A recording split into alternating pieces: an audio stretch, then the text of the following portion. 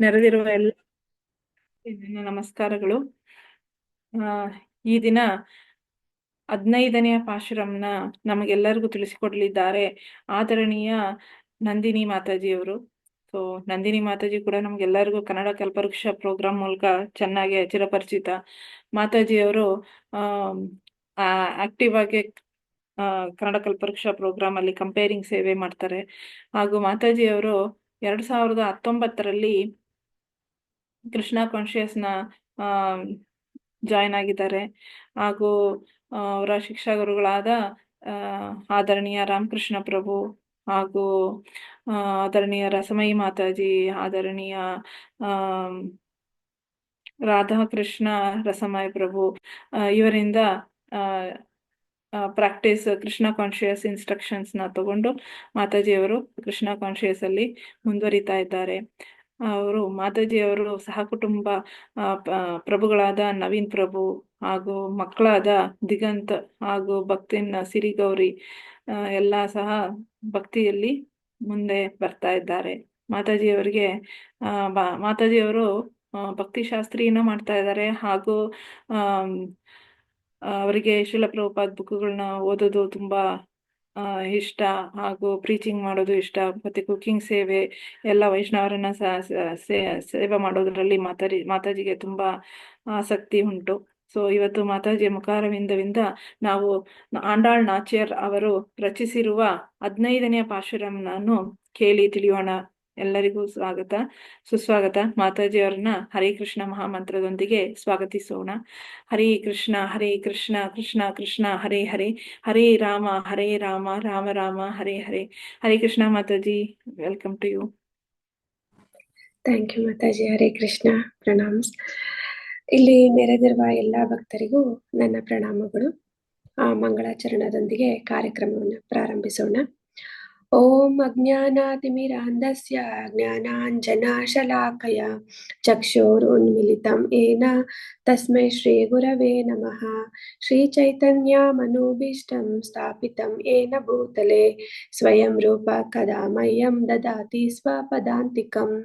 ವಂದೇಹಂ ಶ್ರೀ ಗುರು ಶ್ರೀಯುತ ಪದಕಮಲಂ ಶ್ರೀ ಗುರುನ್ ವೈಷ್ಣವಾಂಶ್ಚ ಶ್ರೀರೂಪಂ ಸಾಗ್ರಜಾತಂ ಸಹಗಣಾ ರಘುನಾಥಾನ್ವಿತಂ ತಂ ಸಜೀವಂ ಸಾದ್ವೈತಂ ಸಾವಧೂತಂ ಪರಿಜನ ಸಹಿತಂ ಕೃಷ್ಣ ಚೈತನ್ಯ ದೇವಂ ಶ್ರೀರಾಧಾ ಕೃಷ್ಣ ಪಾದಾನ್ ಸಹಗಣಾ ಲಲಿತಾ ಶ್ರೀ ವಿಶಾಖಾನ್ವಿತಾಂಶ್ಚ. ಹೇ ಕೃಷ್ಣ ಕರುಣಾ ಸಿಂಧೋ ದೀನಬಂಧೋ ಜಗತ್ಪತೆ ಗೋಪೇಶ ಗೋಪಿಕಾ ಕಾಂತ ರಾಧಾ ಕಾಂತ ನಮೋಸ್ತುತೆ. ತಪ್ತ ಕಾಂಚನ ಗೌರಾಂಗಿ ರಾಧೆ ವೃಂದಾವನೇಶ್ವರಿ ವೃಷಭಾನುಸುತೆ ದೇವಿ ಪ್ರಣಮಾಮಿ ಹರಿಪ್ರಿಯೆ.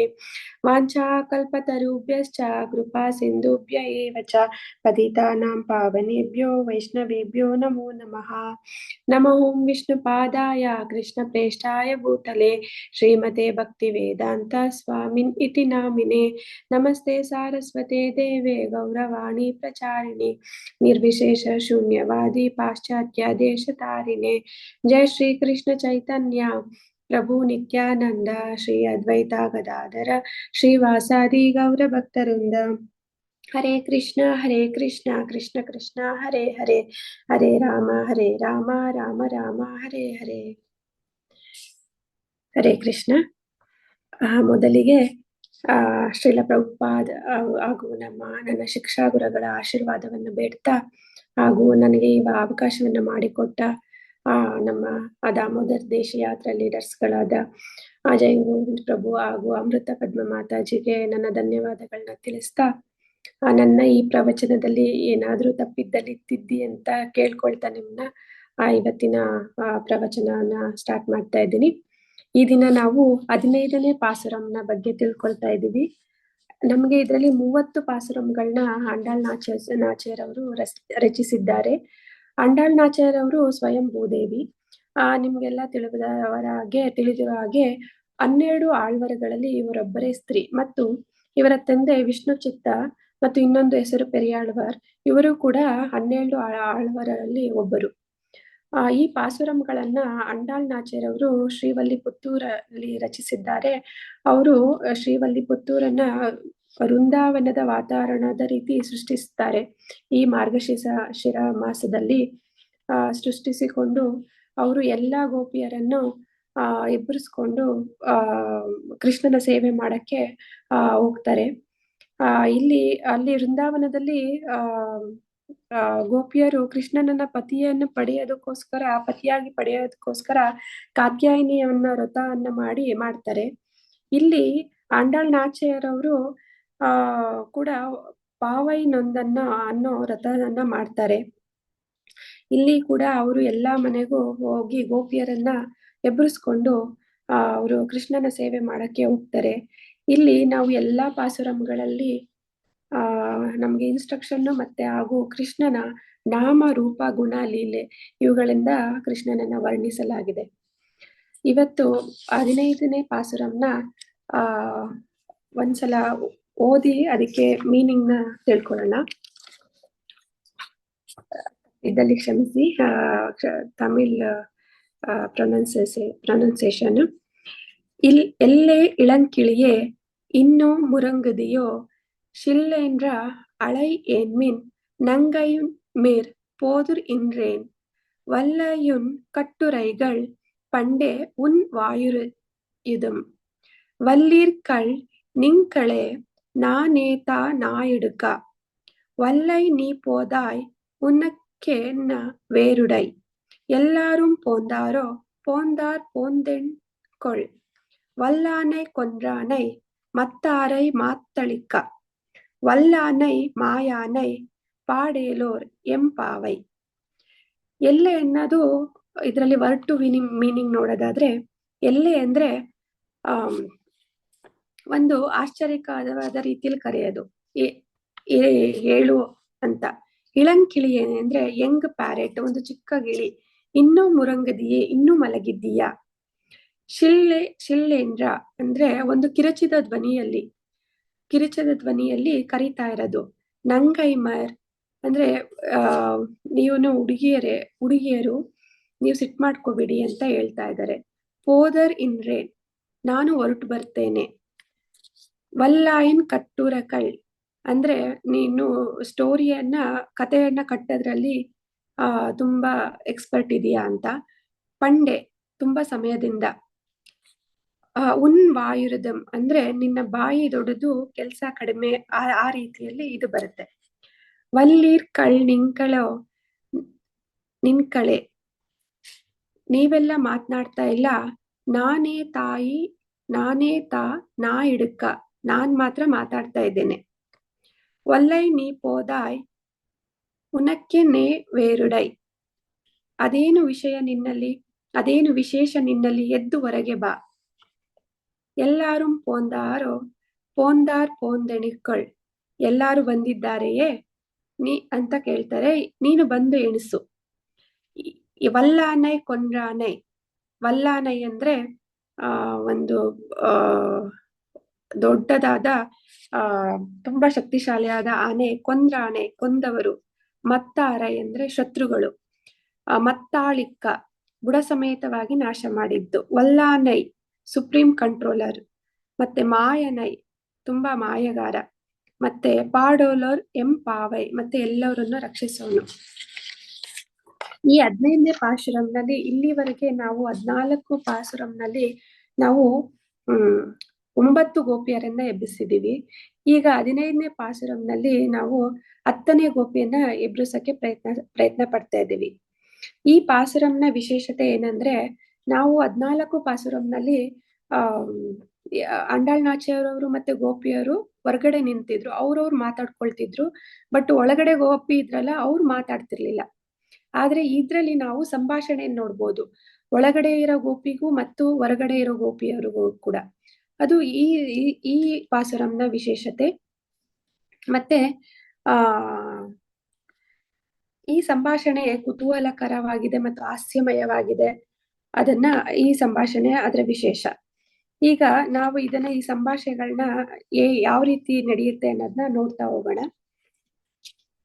ಹೊರಗಡೆ ಇರುವ ಗೋಪಿಯರು ಹೇಳ್ತಾರೆ, ತುಂಬಾ ಮುದ್ದಾಗಿ, ಎಲ್ಲೇ ಇಳಂಕಿಳಿ ಅಂದ್ರೆ ಒಂದು ಚಿಕ್ಕದಾದ ಗಿಳಿ, ತುಂಬಾ ಮುದ್ದಾಗಿ ಸಿಹಿಯಾಗಿ ಮಾತನಾಡುವ ಗಿಳಿಯಾಗಿ ಮಾತನಾಡುವ ಹುಡುಗಿಯೇ, ನಾವೆಲ್ಲ ನಿನ್ನ ಮನೆಯ ಮೆಟ್ಟಿಲಲ್ಲಿ ನಿಂತಿದ್ದೇವೆ, ಇನ್ನೂ ನೀನು ಮಲಗಿದ್ದೀಯಾ, ಎದ್ದೇಳು ಅಂತ ಕೇಳ್ತಾ ಇದ್ದಾರೆ. ಹಾಗೆ ಒಳಗಡೆ ಇರುವ ಗೋಪಿ ಏನ್ ಹೇಳ್ತಿದ್ದಾರೆ, ಓ ನನ್ನ ಸ್ನೇಹಿತರೆ, ಇಷ್ಟೊಂದು ಕಠಿಣವಾಗದಿರಿ, ನಾನು ಬರುತ್ತೇನೆ. ಅದಾದ್ಮೇಲೆ ಹೊರಗಡೆ ಇರೋ ಗೋಪಿಯರು ಹೇಳ್ತಿದ್ದಾರೆ, ನೀನು ತುಂಬಾ ಚತುರೆ, ಜಾಣೆ ಮತ್ತು ನೀನು ಕತೆ ಕಟ್ಟೋದ್ರಲ್ಲಿ ನಿಪುಣೆ ಅಂತ ನಮಗೆ ಗೊತ್ತಿದೆ. ನೀನು ಆ ಬೇಗ ಎದ್ಬಾ ಅಂತ ಕರೀತಾ ಇದ್ದಾರೆ. ಅದಕ್ಕೆ ಒಳಗಡೆ ಇರೋ ಗೋಪಿ ಹೇಳ್ತಾ ಇದ್ದಾರೆ, ಹೌದು ಹೌದು, ನೀವು ಕೂಡ ಜಾಣೆಯರು ಮತ್ತು ನಾನು ಕೂಡ ಅದೇ ರೀತಿ ಜಾಣೆ ಇದ್ದೇನೆ ಅಂತ ಹೇಳ್ತಾ ಇದ್ದಾರೆ. ಈಗ ನನ್ನನ್ನು ಏಕೆ ಎಬ್ಬಿಸ್ತಾ ಇದ್ದೀರಾ ಅಂತ ಕೇಳ್ತಾ ಇದ್ದಾರೆ. ಅದಕ್ಕೆ ಹೊರಗಡೆ ಇರೋ ಗೋಪಿಯರು, ಅದೇನು ನಿನ್ನಲ್ಲಿ ವಿಶೇಷ, ಬೇಗ ಎದ್ದು ಬಾ ಅಂತ ಕರೀತಾ ಇದ್ದಾರೆ. ಅದಕ್ಕೆ ಒಳಗಡೆ ಇರೋ ಗೋಪಿ ಹೇಳ್ತಾ ಇದ್ದಾರೆ, ಎಲ್ಲಾ ಗೋಪಿಯರು ಬಂದಿದ್ದಾರಾ? ಅದಕ್ಕೆ ಹೊರಗಡೆ ಇರೋ ಗೋಪಿಯರು, ಹೌದು ಎಲ್ಲರೂ ಬಂದಿದ್ದಾರೆ, ನೀನೇ ಬಂದು ಮುಟ್ಟಿ ಲೆಕ್ಕ ಮಾಡಿ ನೋಡಿಕೊ ಅಂತ ಕರೀತಾ ಇದ್ದಾರೆ. ಇದು ಮುಟ್ಟಿ ಲೆಕ್ಕ ಅದೆಲ್ಲ ತುಂಬಾ ಚೆನ್ನಾಗಿದೆ, ಮುಂದೆ ವಿವರಿಸ್ಕೊಂಡು ಹೋಗ್ತೀನಿ. ಒಳಗಡೆ ಇರೋ ಗೋಪಿ ಹೇಳ್ತಾರೆ, ನಾನು ಹೊರಗಡೆ ಬಂದು ಏನ್ ಮಾಡ್ಬೇಕು ಅಂತ ಕೇಳ್ತಾರೆ. ಅದಕ್ಕೆ ಒಳಗಡೆ ಇರೋ ಗೋಪಿ ಕೇಳ್ತಾರೆ, ನಾನು ಹೊರಗಡೆ ಬಂದು ಏನ್ ಮಾಡ್ಬೇಕು? ಅದಕ್ಕೆ ಹೊರಗಡೆ ಇರೋ ಗೋಪಿಯರು, ಹೊರಗೆ ಬಂದು ಆ ಭಗವಂತ ಶ್ರೀಕೃಷ್ಣನನ್ನು ನೆನೆಯುತ್ತಾ ಗುಣಗಾನ ಮಾಡುತ್ತಾ ಪ್ರಬಲವಾದ ನಿಗೂಢ ಶಕ್ತಿಯನ್ನು ಮತ್ತು ಅಹಂಕಾರವನ್ನು ಹೊಂದಿದ್ದ ಆನೆಯಾದ ಕುವಲಯ ಪೀಡವನ್ನು ಕೊಂದ ಭಗವಂತನನ್ನು ಗುಣಗಾನ ಮಾಡೋಣ ಎಂದು ಹೊರಗೆ ಇದ್ದ ಗೋಪಿಯರು ಒಳಗೆ ಇದ್ದ ಗೋಪಿಯನ್ನ ಎಬ್ಬಿಸ್ತಾ ಇದ್ದಾರೆ. ಈ 15ನೇ ಪಾಶುರಂನ ವಿಶೇಷತೆ ಏನಂದ್ರೆ, ಈ ತರ ಸಂಭಾಷಣೆ ನಡೆಯುತ್ತೆ. ಇದು ಒಂದು ನಾಟಕದ ರೀತಿಯಲ್ಲಿ ಒಳಗೆ ಮತ್ತೆ ಹೊರಗಡೆ ಇರೋ ಗೋಪಿಯರ ನಡುವೆ ನಡೆಯುತ್ತೆ. ಮತ್ತೆ ಇದರಲ್ಲಿ ಒಂದು ತುಂಬಾ ಮುಖ್ಯವಾದ ಎಸೆನ್ಸ್ ಏನಂದ್ರೆ, ನಾವು ಇಲ್ಲಿ ವೈಷ್ಣವರ ಬಗ್ಗೆ ತಿಳ್ಕೊಳ್ತೀವಿ. ಇವ್ರು ಇಲ್ಲಿರೋರು ವೈಷ್ಣವರು, ಯಾವ ರೀತಿ ಸಂಭಾಷಣೆ ಮಾಡ್ತಾರೆ, ಯಾವ ರೀತಿ ನೆಡ್ಕೊಳ್ತಾರೆ ಅನ್ನೋದ್ರ ಬಗ್ಗೆ ತಿಳ್ಕೊತೀವಿ. ಇದ್ರಲ್ಲಿ ಒಂದ್ಸಲ ಒಬ್ಬ ಗೋಪಿ ಏರು ಧ್ವನಿಯಲ್ಲಿ ಮಾತಾಡ್ತಾರೆ. ಅಂದ್ರೆ ನೀನ್ ಇನ್ನು ಮಲಗಿದ್ದೀಯಾ, ಇನ್ನು ಎದ್ದಿಲ್ವಾ ಹಂಗೆ ಹೇಳ್ತಾರೆ. ಆದ್ರೆ ಆವಾಗ ಒಳಗಡೆ ಇರೋ ಗೋಪಿ, ಹೌದು ನಾನು ಇನ್ನೂ ಮಲಗಿದ್ದೀನಿ ಅಂತ ಇದ್ ಮಾಡ್ತಾರೆ. ಅಂದ್ರೆ ಆಮೇಲೆ ಅದು ಶಾಂತವಾಗಿ, ಹೌದು ನಾನೇನೆ ನಿಮ್ಗಿಂತ ಬುದ್ಧಿವಂತೆ ಅನ್ನೋದ್ರಲ್ಲಿ ಶಾಂತವಾಗಿ ಮಾತನಾಡ್ತಾರೆ. ಆಮೇಲೆ ಈ ತರ ಈ ಗೋಪಿಯರ ಸಂಭಾಷಣೆ ಉದ್ದೇಶ ಏನು ಮಹತ್ವವಾದದ್ದು, ಎಲ್ಲರೂ ಒಟ್ಟಿಗೆ ಹೋಗಿ ಭಗವಂತನ ಕೃಷ್ಣನ ಸೇವೆ ಮಾಡ್ಬೇಕು ಅನ್ನೋದು ಇದೆ. ಆದ್ರೆ ನಾವು ಈ ಭೌತಿಕವಾಗಿ ತೆಗೆದುಕೊಂಡ್ರೆ, ಈ ತರ ಸಂಭಾಷಣೆ ಮಾಡಿದ್ರೆ ಅಲ್ಲಿ ಜಗಳ ವೈಮನಸ್ಸು ಉಂಟಾಗ್ತದೆ. ಯಾಕೆಂದ್ರೆ ಅಲ್ಲಿ ಉದ್ದೇಶಗಳು ಒಳ್ಳೇದಿರಲ್ಲ.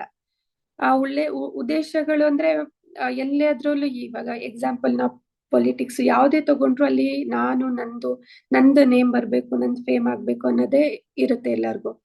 ಉದ್ದೇಶ ಕೂಡ ಒಳ್ಳೇದಿದ್ರುನು, ಈಗ ಸಮಾಜ ಸೇವೆ ಅಂತ ಎಲ್ಲ ಕೆಲಸ ಮಾಡಿದ್ರು ಏನಾಗುತ್ತೆ, ಅದ್ರ ಪರಿಣಾಮ ಪುಣ್ಯ ಸಂಪಾದನೆ ಆದ್ರೂನು ಅವರು ಸ್ವರ್ಗಲೋಕಕ್ಕೆ ಹೋದ್ರುನು ಮತ್ತೆ ಪುಣ್ಯ ಕ್ಷೀಣಿಸಿದ ನಂತರ ಅವರು ಮತ್ತೆ ಈ ಹುಟ್ಟು ಸಾವು ಜನ್ಮ ಮೃತ್ಯು ಜರ ವ್ಯಾಧಿ ಅನ್ನೋ ಮತ್ತೆ ಚಕ್ರಕ್ಕೆ ಸಿಕ್ಕಿಕೊಳ್ಳೇಬೇಕು. ಇದ್ರಿಂದ ಇಲ್ಲಿ ನಾವೇನಂದ್ರೆ, ನಾವು ವರ್ಗ ಬರ್ಬೇಕಂದ್ರೆ ನಾವು ವೈಷ್ಣವರೊಟ್ಟಿಗೆ ಸೇರಿ ಭಕ್ತಿ ಮಾಡ್ಬೇಕು. ಇಲ್ಲಿ ಗೋಪಿಯರು ಒಬ್ರಿಗೊಬ್ರು ಎನ್ಕರೇಜ್ ಮಾಡ್ಕೊಂಡು, ಅವರು ಏನೇ ಮಾತಾಡಿದ್ರು ಕೂಡ ಅವರಿಗೆ ಅರಿವಿದೆ. ಈಗ ಒಳಗಡೆ ಇರೋ ಗೋಪಿಗೆ ತುಂಬಾ ಚೆನ್ನಾಗಿ ಅರಿವಿದೆ, ಇವರು ನನ್ನನ್ನ ಎಬ್ಬಿಸಕ್ ಬಂದಿರೋದು ಭಗವಂತನ ಸೇವೆ ಮಾಡಕ್ಕೋಸ್ಕರ ಅಂತ. ಸೊ ಅವರು ಸಮಾಧಾನವಾಗಿ, ಹೌದು ನಾನು ಎದಳ್ಬೇಕು, ಇವಾಗ ಹೊರಡ್ಬೇಕು ಅನ್ನೋದು ಅವರಿಗೆ ಅರಿವಿರುತ್ತೆ. ವೈಷ್ಣವರಿಗೆ ಅವರು ಎಂಕರೇಜ್ ಮಾಡ್ಕೊಂಡು ದೇವಾಲಯಕ್ಕೆ ಹೋಗ್ತಾರೆ. ಮತ್ತೆ ಇಲ್ಲಿ ಒಬ್ಬ ಗೋಪಿ ಎದ್ದಿಲ್ಲ ಅಂದ್ರೂ ಆಂಡಾಳ್ನಾಚಿಯವ್ರು ಬಿಡ್ತಾ ಇಲ್ಲ. ಅದೇ ರೀತಿ ನಮ್ ಜೀವನದಲ್ಲಿ ನಾವು ಕೂಡ ಒಳ್ಳೆ ಸಂಘದವ್ರನ್ನ ಮಾಡ್ಬೇಕು. ಅದರಿಂದ ನಮ್ಗೆ ಅಂದ್ರೆ ಏನು ಉಪಯೋಗ ಆಗುತ್ತೆ ಅಂದ್ರೆ, ನಮ್ಮನ್ನು ಕೂಡ ಅವ್ರು ಎಂಕರೇಜ್ ಮಾಡ್ತಾರೆ. ನಾವು ಕೂಡ ಒಳ್ಳೆ ರೀತಿಯಲ್ಲಿ ಆಧ್ಯಾತ್ಮಿಕವಾಗಿ ಮುನ್ನಡೆಗೆ ಸಹಾಯ ಆಗುತ್ತೆ. ಒಳ್ಳೆ ರೀತಿ ಭಕ್ತಿ ಮಾಡ್ಬೋದು. ಈ ಸತ್ಸಂಗಗಳಲ್ಲಿ ನಾವು ಈ ವೈಷ್ಣವರನ್ನ ಕಾಣ್ಬೋದು. ಹಂಗಾಗಿ ಏನು ಅಂದ್ರೆ, ನಾವು ಒಬ್ಬೊಬ್ರನ್ನ ನೋಡಿ ತಿಳ್ಕೊಳ್ತೀವಿ. ನಮ್ಗೆ ಏನ್ ಬರೋದಿಲ್ಲ, ನಾವು ವೈಷ್ಣವರನ್ನ ನೋಡಿ ಕಲಿತೀವಿ. ಇಲ್ಲಿ ಆಂಡಾಳ್ನಾಚಿಯವರವರು ಒಬ್ಬೊಬ್ಬರ ಮನೆಗೆ ಹೋಗಿ ಗೋಪಿಯರನ್ನ ಎಬ್ಬಿಸ್ತಾ ಇದ್ದಾರೆ. ಅದೇ ರೀತಿ ಇಲ್ಲಿ ಕೂಡ ನಮ್ಮ ಅಮೃತ ಪದ್ಮ ಮಾತಾಜಿಯವರು ನಮ್ಮನ್ನು ಕೂಡ ಒಂದ್ ರೀತಿಯಲ್ಲಿ ಎಬ್ಬಿಸ್ತಿದ್ದಾರೆ. ಪಾಸುರಂಗಳನ್ನ ಮೂಲಕ ಎಲ್ಲರೂ ಕೂಡಿ ಭಗವಂತನ ಸೇವೆ ಮಾಡೋಣ ಅಂತ ಹೇಳ್ಬಿಟ್ಟು ಒಟ್ಟಿಗೆ ಕರೆದುಕೊಂಡು ಹೋಗ್ತಾ ಇದ್ದಾರೆ. ಇಲ್ಲಿ ನಮ್ಮಂತ ಸಣ್ಣ ಭಕ್ತರಿಂದಲೂ ಕೂಡ ನೀವು ಕೂಡ ಮಾಡಿ ಅಂತ ಅವರಿಗೆ ನಮ್ಗೆ ಉತ್ಸಾಹ ತುಂಬದೇ ಇದ್ದಾರೆ. ಆದ್ರಿಂದ ನಮಗೂ ಕೂಡ ಭಗವಂತನ ಸೇವೆ ಮಾಡೋದಕ್ಕೆ ಸಾಧ್ಯ ಆಗ್ತಾ ಇದೆ. ನಾವು ನೋಡ್ಬೋದು ಇಲ್ಲಿ ವೈಷ್ಣವ ಪ್ರಣಾಮ ಮಂತ್ರದಲ್ಲೇ ಇದೆ, ವಾಂಚಾ ಕಲ್ಪತರುಭ್ಯಶ್ಚ ಕೃಪಾ ಸಿಂಧುಭ್ಯ ಏವ ಚ ಪತಿತಾನಾಂ ಪಾವನೇಭ್ಯೋ ವೈಷ್ಣವೇಭ್ಯೋ ನಮೋ ನಮಃ ಅಂತ. ಅಂದ್ರೆ ಭಗವಂತನ ಎಲ್ಲ ವೈಷ್ಣವ ಭಕ್ತರಿಗೆ ನನ್ನ ಭಕ್ತಿಪೂರ್ವಕ ಪ್ರಣಾಮಗಳು.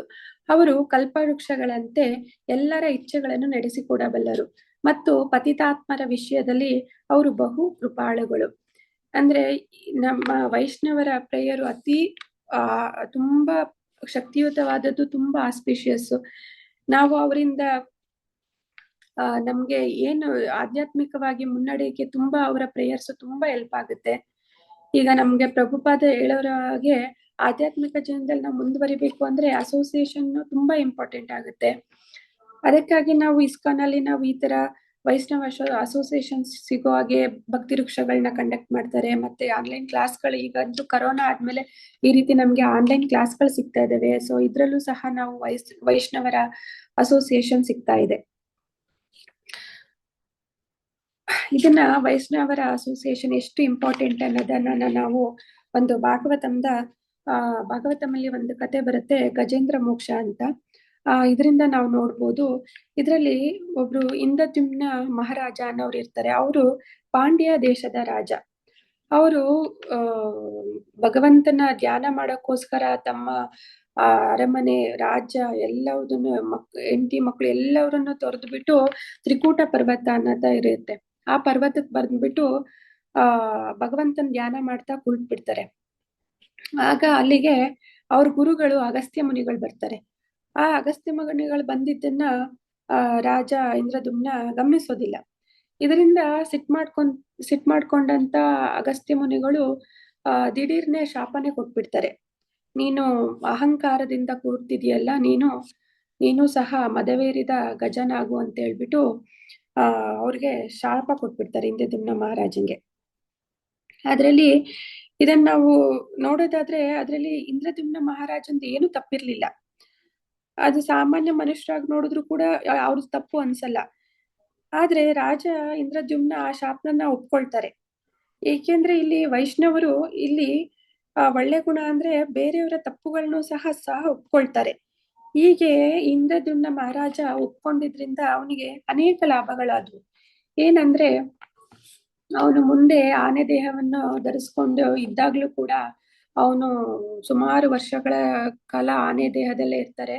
ಆನೆ ದೇಹದಲ್ಲಿದ್ದು ಒಂದು ಸಲ ಬಾಯಾರಿಕೆಯಿಂದ ಗಜೇಂದ್ರ ಅಂದ್ರೆ ಹೆಂಡತಿಯವ್ರ ಮಕ್ಕಳುಗಳ ಜೊತೆ ಎಲ್ಲ ಒಂದು ಸರೋವರದಲ್ಲಿ ಹೋದಾಗ ಅವ್ರಿಗೆ ತುಂಬಾ ಬಾಯಾರಿಕೆ ಅಂತ ಒಂದು ಸರೋವರಕ್ಕೆ ಹೋದಾಗ ಅಲ್ಲಿ ಒಂದು ಮೊಸಳೆ ಅವ್ರ ಕಾಲನ್ನು ಹಿಡಿದು ಬಿಡುತ್ತೆ. ಆಗ ಅವರು ಎಷ್ಟೋ 1000 ವರ್ಷಗಳ ಕಾಲ ಅದನ್ನ ಬಿಡಿಸ್ಕೊಳಕ್ ಪ್ರಯತ್ನ ಪಡ್ತಾರೆ. ಆ ಪ್ರಯತ್ನದಲ್ಲಿ ಅವ್ರಿಗೆ ಭಗವಂತನ ದಯೆಯಿಂದ ಅವರು ಇಂದ್ರದ್ಯುಮ್ನ ಆಗಿದ್ದಾಗ ಮಾಡಿದ್ದ ಅವ್ರಿಗೆ ಜಪ ಮಾಡಿದ್ದ ಮಂತ್ರ ನೆನಪು ಬಂದು ಇದ್ರಲ್ಲೂ ಸಹ ದೇಹದಲ್ಲೂ ಭಗವಂತನ ಸ್ಮರಣೆ ಬರುತ್ತೆ.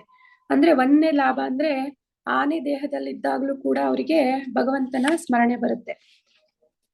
ಅಂದ್ರೆ ಈಗ ನಮ್ಗೆ ಮನುಷ್ಯ ಜನ್ಮ ಯಾಕೆ ಕೊಡೋದು ಅಂದ್ರೆ ನಾವು ಭಕ್ತಿ ಮಾಡಕ್ಕೆ. ಪ್ರಾಣಿ ಜನ್ಮದಲ್ಲಿದ್ದಾಗ ನಮ್ಗೆ ಭಕ್ತಿ ಮಾಡಕ್ ಆಗೋದಿಲ್ಲ. ಆದ್ರೆ ಇವರಿಗೆ ಆನೆ ದೇಹದಲ್ಲಿ ಇದ್ದಾಗ್ಲೂ ಕೂಡ ಭಗವಂತನ ಸ್ಮರಣೆ ಬಂತು. ಎರಡನೇದಂದ್ರೆ ಅವರು ಭಗವಂತನ ದರ್ಶನ ಮಾಡುವಂತಾಯ್ತು ಆ ದೇಹದ ಅದರಿಂದ ಹೊರಗೆ ಬಂದು. ಮತ್ತೆ ಅವರು ಈ ಹುಟ್ಟು ಸಾವು ಚಕ್ರದಿಂದ ಹೊರಗಡೆ ಬಂದ್ರು ಮತ್ತು ಅವರ ಸಂಘದಲ್ಲಿದ್ದ ಮೊಸಳೆಗೂ ಕೂಡ ಮುಕ್ತಿ ಸಿಕ್ತು. ಮೊಸಳೆ ಅಂದ್ರೆ ಅವರು ಸಹ ಒಬ್ರು ಗಂಧರ್ವರು. ಅವರು ಏನೋ ತಪ್ಪಿಗೋಸ್ಕರ ನಾರದರು ಶಾಪ ಕೊಟ್ಟಿರ್ತಾರೆ. ಶಾಪ ಕೊಟ್ಟಿದ್ರೆ ಅವ್ರು ಅದನ್ನ ಬೇಡ್ಕೊಳ್ತಾರೆ. ಬೇಡ್ಕೊಳ್ದಾಗ ಆಗ ನಾರದ ಮುನಿಗಳು ನಿಮಗೆ ಹೇಳ್ತಾರೆ, ನೀನು ಒಬ್ಬ ವೈಷ್ಣವನ ಆನೆ ರೂಪದಲ್ಲಿರೋ ವೈಷ್ಣವನ ಸಹವಾಸಕ್ಕೆ ಬಂದಾಗ ನೀನು ಅವನ ಕಾಲನ್ನ ಹಿಡಿದುಕೋ, ನಿನಗೆ ಇದರಿಂದ ಲಿಬ್ರೇಷನ್ ಆಗುತ್ತೆ, ಮುಕ್ತಿ ಸಿಗುತ್ತೆ ಅಂತ ಹೇಳ್ತಾರೆ. ಇದು ಶ್ಲೋಕ ನಾವು ಇದನ್ನ 8ನೇ ಸ್ಕಂದದ 3ನೇ ಅಧ್ಯಾಯದ ಒಂದನೇ ಶ್ಲೋಕದಲ್ಲಿ ಶುಕದೇವ ಗೋಸ್ವಾಮಿಗಳು ಈ ರೀತಿ ಹೇಳ್ತಾರೆ. ಗಜೇಂದ್ರ ಅವನ ಬುದ್ಧಿಯನ್ನು ಹೃದಯದಲ್ಲಿಟ್ಟು ಅವನ ಹಿಂದಿನ ಜನ್ಮದಲ್ಲಿ ಕಲಿತಿದ್ದ ಮಂತ್ರವನ್ನು ಕೃಷ್ಣನ ದಯದಿಂದ ನೆನಪಿಸಿಕೊಳ್ತಾರೆ ಅಂತ ಹೇಳ್ತಾರೆ. ಅದೇ ಕೃಷ್ಣನ ದಯದಿಂದ ಅವರು ಇಂದ್ರದ್ಯುಮ್ನ ಮಹಾರಾಜನಾಗಿ ಮಾಡಿದ್ದ ಜಪ ತಪ ಎಲ್ಲವುದು ನೆನಪಿಗೆ ಬಂದು ಅವರು ಗಜೇಂದ್ರ ಸ್ತುತಿಯನ್ನು ಮಾಡಕ್ಕೆ ಪ್ರಾರಂಭ ಮಾಡ್ತಾರೆ. ಈಗ ಭಾಗವತಮಲ್ಲಿ ಗಜೇಂದ್ರ ಸ್ತುತಿ ಅಂತ ಇದೆ ಅದು. ಸೊ ಇದರಿಂದ ನಮ್ಗೆ ಏನ್ ಕೃಷ್ಣ ಹೇಳ್ತಾ ಇದ್ದಾರೆ ಅಂದ್ರೆ ಸ್ವಲ್ಪಂ ಅಪ್ಯಸ್ಯ ಧರ್ಮಸ್ಯ, ಈ ಕೃಷ್ಣ ಪ್ರಜ್ಞೆಯಲ್ಲಿ ಯಾವುದೂ ಕೂಡ ವ್ಯರ್ಥವಾಗಲ್ಲ. ಇದಿಲ್ಲಿ ಸಾಧ್ಯವಾಗಿದ್ದು ಅವರು ಶಾಪ ಕೊಟ್ಟಿದ್ದನ್ನ ಅಕ್ಸೆಪ್ಟ್ ಮಾಡುದು ವೈಷ್ಣವರಾಗಿ, ಅದು ವೈಷ್ಣವರ ಗುಣ. ಇಲ್ಲಿ ಆಂಡಾಳ್ ನಾಚಿಯಾರವರು ಈ ಮತ್ತೆ ಇನ್ನೊಂದೇನಂದ್ರೆ ಇಲ್ಲಿ ಈ ವೈಷ್ಣವರದ್ದು ಇದು ಗುಣ ಆದ್ರೆ ಮತ್ತೆ ಇನ್ನೊಂದು ನಾವು ಈ ಪಾಸುರಂನ ವಿಶೇಷತೆ ಏನಂದ್ರೆ ಈ ಆಂಡಾಳ್ ನಾಚಿಯಾರವರು ಈ ಪಾಸುರಂನ ಎಕ್ಸಾಕ್ಟ್ಲಿ ಮಧ್ಯದಲ್ಲಿ ಇಟ್ಟಿದ್ದಾರೆ.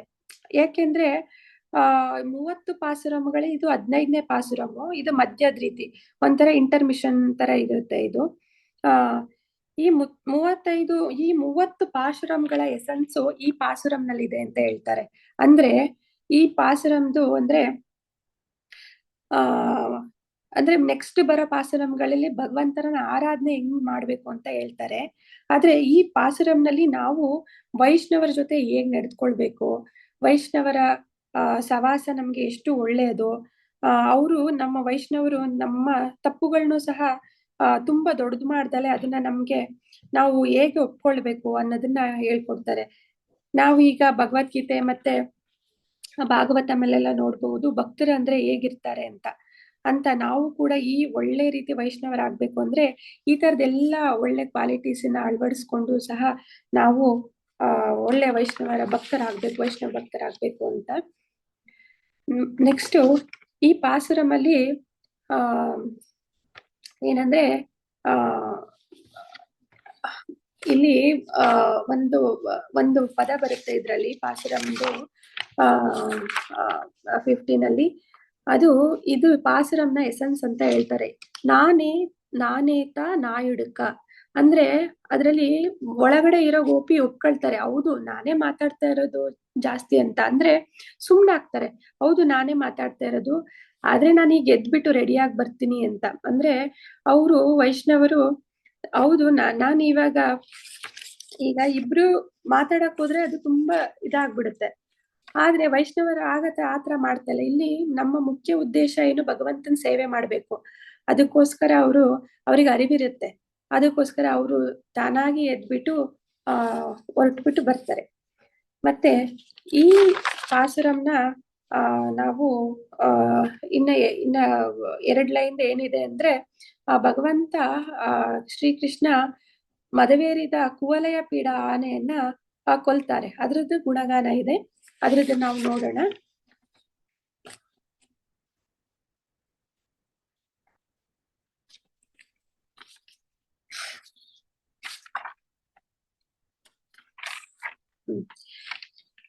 ಶ್ಲೋಕ ಇದಕ್ಕೆ ಸಂಬಂಧಪಟ್ಟ ಶ್ಲೋಕಗಳು 10ನೇ ಸ್ಕಂದದಲ್ಲಿ ಬರುತ್ತೆ. 10ನೇ ಸ್ಕಂದದ 43ನೇ ಅಧ್ಯಾಯದಿಂದ 8ರಿಂದ 14ನೇ ಶ್ಲೋಕದವರೆಗೂ ನಾವು ನೋಡ್ಬೋದು. ಇದರಲ್ಲಿ ಏನಂದ್ರೆ ಅಕ್ರೂರ ಗೋಕುಲಕ್ಕೆ ಹೋಗಿ, ಅಕ್ರೂರ ಅಂದ್ರೆ ಕಂಸನ ಮಂತ್ರಿ ಇರ್ತಾನೆ, ಅವನು ಗೋಕುಲಕ್ಕೆ ಹೋಗಿ ಕೃಷ್ಣ ಮತ್ತೆ ಬಲರಾಮನ ಮಥುರಕ್ಕೆ ಕರ್ಕೊಂಡ್ ಬಾ ಅಂತ ಕಂಸ ಹೇಳ್ತಾನೆ. ಸೊ ಕಂಸ ಹೇಳ್ದಾಗ ಅವನು ಕರ್ಕೊಂಡ್ ಬರಕ್ ಹೋಗ್ತಾನೆ. ನಾವು ನೋಡ್ಬೋದು ಕಂಸ ಕೃಷ್ಣನನ್ನ ಸಾಯಿಸೋದಕ್ಕೆ ಹಲವಾರು ರಾಕ್ಷಸರನ್ನ ಕಳಿಸ್ತಾನೆ. ಆದ್ರೆ ಕೃಷ್ಣ ಎಲ್ಲರನ್ನು ಕೊಂದಾಕ್ತಾನೆ. ಈಗ ಮತ್ತೆ ಕಂಸ ಕಳಿಸಿದಾನೆ ಅಕ್ರೂರನ್ನ ಕರ್ಕೊಂಡ್ ಬರಕ್ಕೆ. ಅವಾಗ ಕೃಷ್ಣ ಮತ್ತೆ ಬಲರಾಮರು ಇಬ್ರು ಬರ್ತಾರೆ. ಹಾಗೆ ಕಂಸ ಅವ್ರು ಬಂದ ತಕ್ಷಣ ಅವ್ರಿಗೆ ಕುವಲಯ ಪೀಡ ಅನ್ನೋ ಆನೆ, ಅದು ಮದವೇರಿದ ಒಂದು ಪ್ರಬಲವಾದ ನಿಗೂಢ ಶಕ್ತಿಯನ್ನು ಹೊಂದಿದ್ದ ಆನೆಯನ್ನ ಅದ್ರ ಜೊತೆ ಸೆಣಸಾಡಕ್ಕೋಸ್ಕರ ಅಲ್ಲಿ ರೆಡಿ ಮಾಡಿರ್ತಾನೆ. ಸೊ ಇದನ್ನ ನಾವು ಶ್ಲೋಕಾಸು ಓದ್ತಾ ಅದ್ರ ಟ್ರಾನ್ಸ್ಲೇಷನ್ ಹೇಳ್ತಾ ಹೋಗ್ತೀನಿ. ಅದು ಚೆನ್ನಾಗಿದೆ.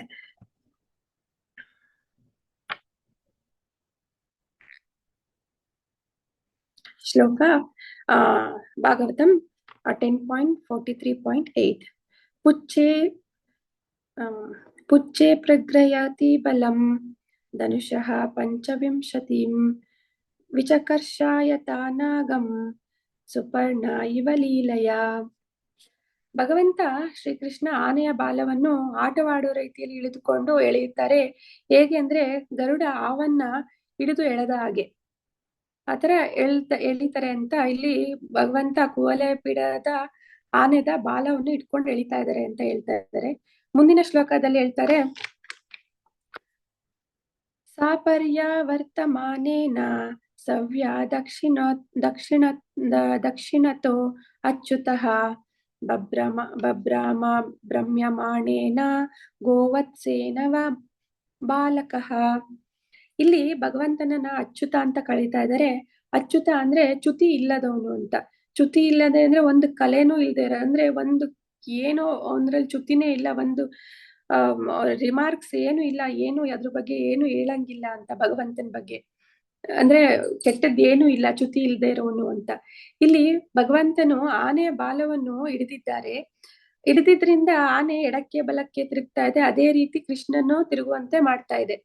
ಅದು ಯಾವ ರೀತಿ ಇರುತ್ತೆ ಅಂದ್ರೆ, ಒಬ್ಬ ಸಣ್ಣ ಹುಡುಗ ಕರುವಿನ ಬಾಲವನ್ನು ಹಿಡಿದುಕೊಂಡ್ರೆ ಅದು ಹೇಗ್ ಆಡ್ಸುತ್ತೋ ಅದು ಹಂಗೆ ಓಡುತ್ತೋ ಅದು ಅವರು ಆ ಥರನೇ ಆಡ್ಬೇಕಾಗತ್ತೆ. ಆ ರೀತಿ ಈ ಶ್ಲೋಕದಲ್ಲಿ ಹೇಳಿದ್ದಾರೆ. ಮುಂದಿನ ಶ್ಲೋಕ 10.43.10 ತಥೋ ಅಭಿಮಕಂ ಅಭ್ಯೇತ ಪಾಣಿನಾ ಅತ್ಯ ವಾರಣಂ ಪ್ರದ್ರಾವಾನ್ ಪಾತ್ಯಾಯಂ ಆಸಾ ಸ್ಪೃಶ್ಯಮಾಣಃ ಪದೇ ಪದೇ. ಅಂದ್ರೆ ಈಗ ಕೃಷ್ಣ ಆನೆ ಎದುರು ಬದ್ರಿಗೆ ಬಂದ್ಬಿಟ್ಟು ಆನೆಗೆ ಹೊಡಿತಾರೆ. ಹೊಡೆದ್ಬಿಟ್ಟು ಓಡಿ ಹೋಗ್ತಾರೆ. ಆದ್ರೆ ಆನೆ ಕೃಷ್ಣನನ್ನ ಹಿಡಿಯುವುದಕ್ಕೆ ಬಂದ್ರೆ ಕೃಷ್ಣ ತಪ್ಪಿಸ್ಕೊಂಡು ಆನೆನೆ ಬೀಳುವಂತೆ ಮಾಡ್ತಾರೆ. ನೆಕ್ಸ್ಟ್ ಶ್ಲೋಕ, ಸಾಧಾವನ್ ಕ್ರೀಡಯಾ ಭೂಮೌ ಪತಿತ್ವಾ ಸಹಸೋ ತೀತತ ತಮ್ಮತ್ವಾ ಪತಿತಂ ಕ್ರುಧೋ ದಂತಾಭ್ಯಂ ಸೋಹಾನತ್ ಕ್ಷಿತಿಂ.